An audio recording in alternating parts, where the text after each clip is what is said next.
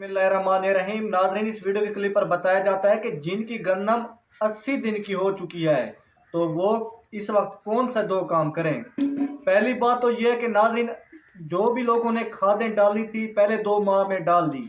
अब जो गन्नम है तकरीबन 2 माह से ज़्यादा हो चुकी है दिनों की, 70 या 80 दिनों की तकरीबन गन्नम लोगों की हो चुकी है। तो अब ज़्यादा मतवादन खादों की ज़रूरत नहीं है गन्नम को। जो भी खादें लोगों ने डालनी थी तकरीबन नीचे डाल चुकी हैं, तो उन गन्नम को खादों की ज़्यादा ज़रूरत नहीं है। उन्हीं गन्नम में ज़्यादा खाद डाली जाती है बाद में, जिनमें नीचे ज़्यादा खाद नहीं डाली जाती।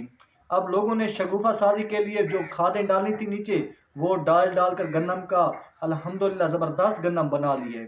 अब धुंध के पड़ने से गन्नम जो है, काफ़ी जो गन्नम है अगेती गन्नम, वो बड़ा ज़बरदस्त हो चुकी है। वो बड़ी, उसने तकरीबन जो गन्नम है गोब की हालत में आ चुकी है।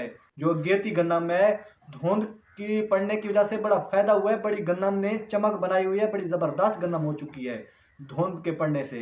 अब 2-3 दिन से अल्लाह ताला ने धूप निकाली है, तो गन्नम जो है अब बन चुकी है। जो गोब की हालत में तकरीबन ही गन्नम आ चुकी है। तो जो गन्नम गोब की हालत में आ चुकी है, तो उसमें क्या कौन सी खादें डाली जाएं। नाज़रीन, उसमें सिर्फ 2 काम यही किए जाएं। एक तो नाइट्रेट ग्वारा खाद फ्लड कर दें तो ये भी ठीक रहेगा, फी एकड़ में 1 बोरी।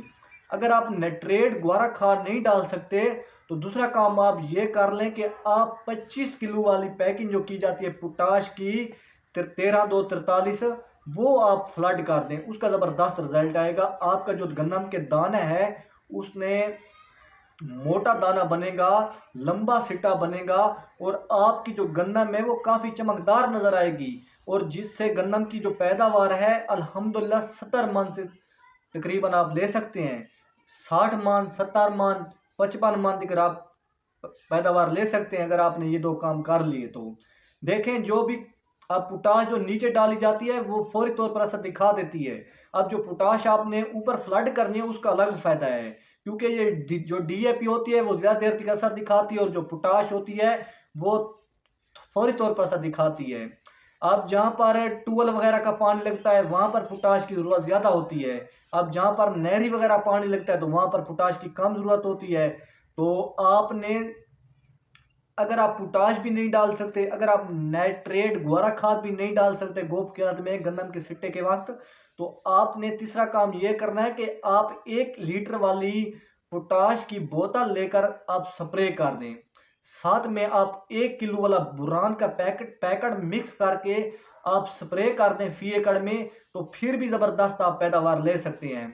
तो क्योंकि गन्नम, जितनी भी गन्नम में जितनी आप मेहनत करेंगे आपकी कभी ज़ाया नहीं जाएगी। अब मेरी एक बात याद रखें, गन्नम का अगर रेट कम भी होगा ना, अगर आपकी गन्नम की पैदावार अच्छी आएगी तब भी आपको कुछ फ़ायदा होना है। अगर आप देखें, आपने 1-2 लाख रुपया ठेका भर दिया, आपको अब क्या कुछ नहीं बचना। आप जब आपकी पैदावार जो है 35 मन 40 मन पैदावार आएगी तो आपको क्या बचत होनी है, कोई बचत नहीं होनी।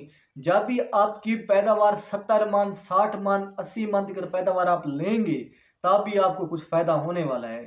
तो इस तरह से आप कोई फ़ायदा नहीं होगा जब तक आप गन्नम पर मेहनत नहीं करेंगे। शुक्रिया, मिलते हैं अगली वीडियो।